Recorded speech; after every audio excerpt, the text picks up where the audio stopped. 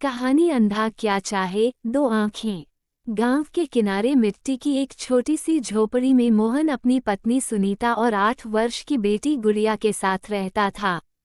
मोहन मेहनती मजदूर था। उसके हाथों में पड़े छाले इस बात की गवाही देते थे कि उसने जीवन में कभी मेहनत से मुंह नहीं मोड़ा। वह रोज सुबह सूरज निकलने से पहले काम पर निकल जाता और देर शाम थकाहारा घर लौटता।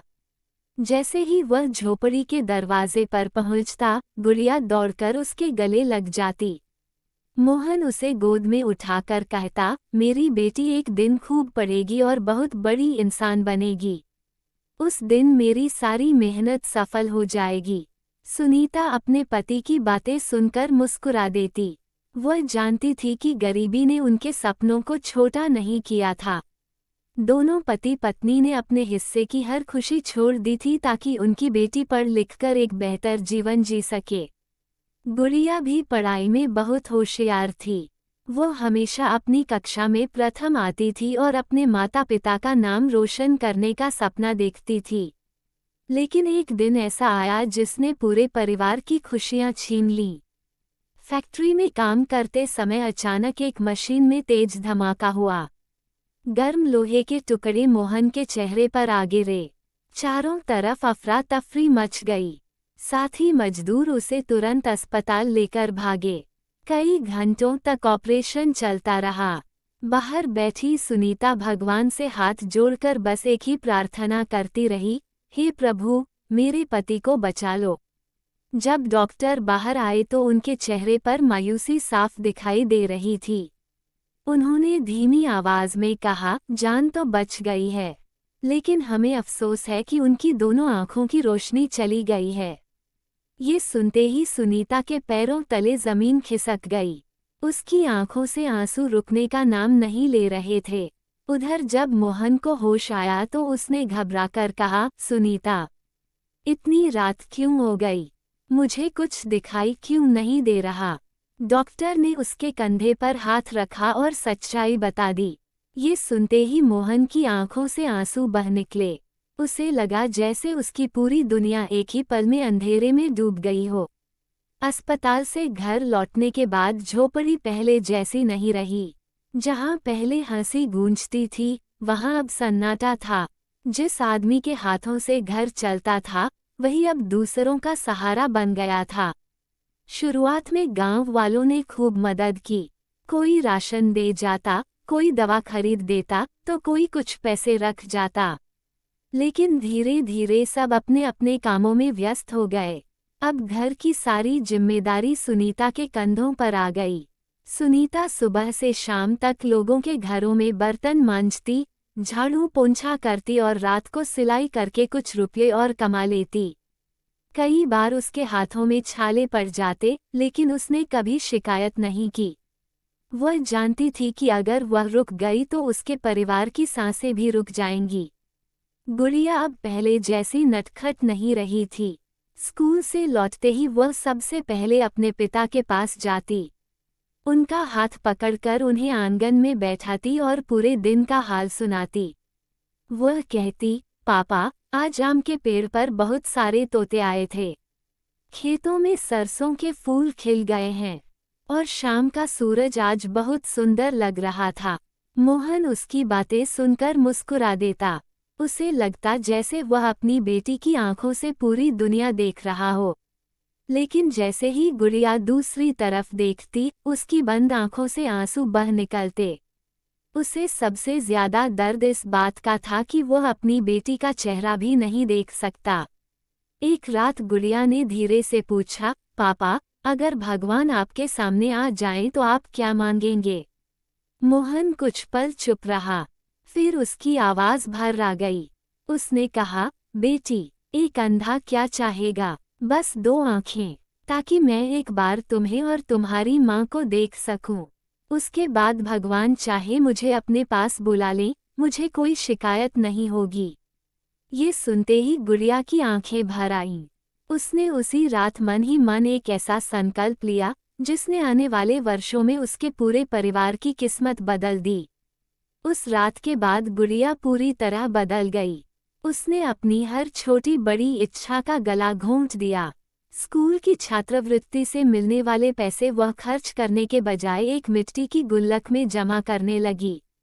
त्योहारों पर जब उसकी सहेलियां नए कपड़े पहनती, तब वह अपने पुराने कपड़ों को धोकर मुस्कुराते हुए पहन लेती। रिश्तेदार जब भी उसे कुछ रुपये देते, वह चुपचाप उन्हें उसी गुल्लक में डाल देती।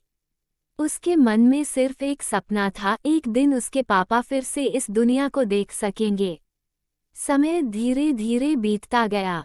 5 साल गुजर गए। गुड़िया अब 12वीं कक्षा में पहुंच चुकी थी। उसने दिन रात मेहनत करके पूरे जिले में प्रथम स्थान प्राप्त किया। उसकी सफलता की खबर अखबारों में छपी। गांव के लोग उसकी तारीफ करने लगे।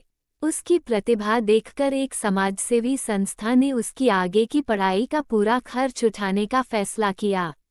लेकिन गुड़िया के मन में सबसे पहले अपने पिता का इलाज कराने का विचार आया। कुछ दिनों बाद वह मोहन को शहर के सबसे बड़े नेत्र अस्पताल लेकर पहुंची। डॉक्टरों ने कई जांचें की। रिपोर्ट देखने के बाद डॉक्टर बोले, उम्मीद अभी खत्म नहीं हुई है। नेत्र प्रत्यारोपण से आपकी आंखों की रोशनी वापस आ सकती है, लेकिन इसके लिए किसी दानदाता की आंखें मिलना जरूरी है। हमें इंतजार करना होगा। ये सुनकर मोहन के मन में फिर एक छोटी सी उम्मीद जागी, लेकिन हर बीतते दिन के साथ वह उम्मीद कमजोर भी पड़ने लगी। कई महीने गुजर गए। हर बार फोन की घंटी बजती तो गुड़िया दौड़कर उठाती, लेकिन हर बार निराशा ही हाथ लगती।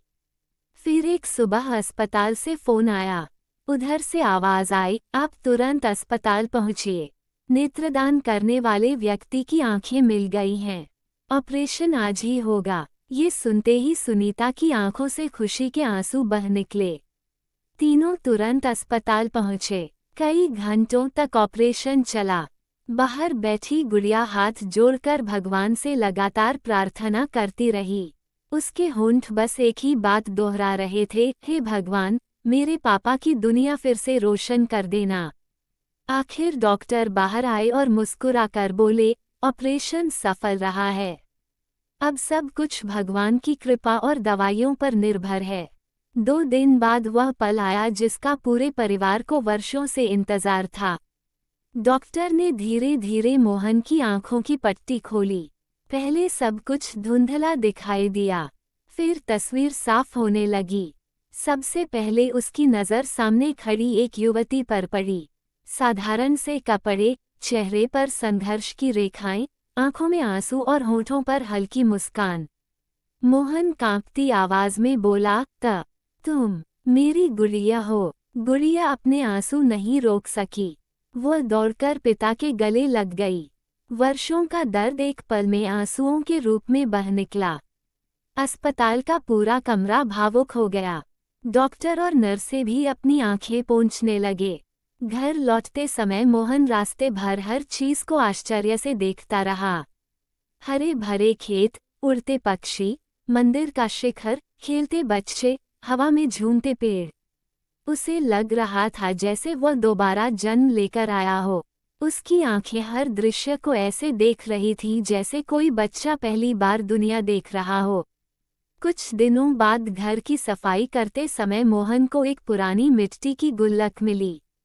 उसने उसे खोला तो उसमें कुछ सिक्के और एक मुड़ी हुई पर्ची रखी थी। उसने पर्ची खोली। उस पर बचपन की टेढ़ी मेढ़ी लिखावट में लिखा था, हे भगवान, मेरे पापा को 2 आंखें दे देना।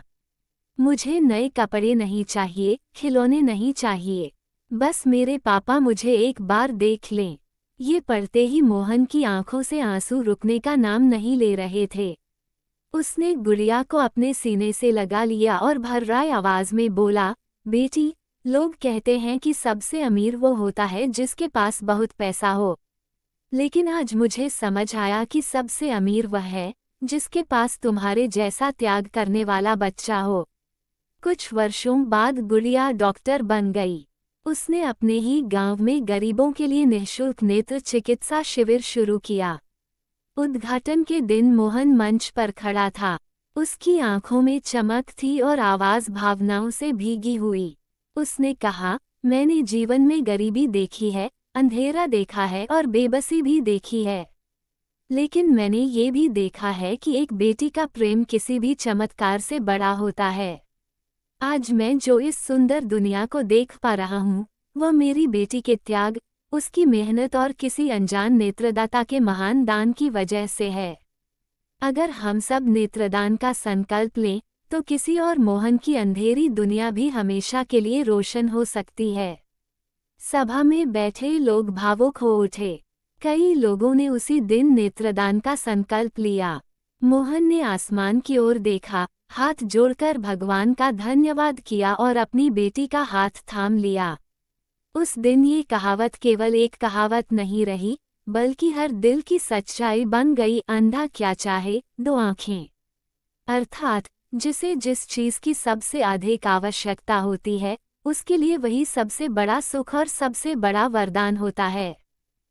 @सुनील सिंघग्र चैनल को सब्सक्राइब करें, वीडियो को लाइक करें और शेयर करें। वीडियो देखने के लिए आपका धन्यवाद।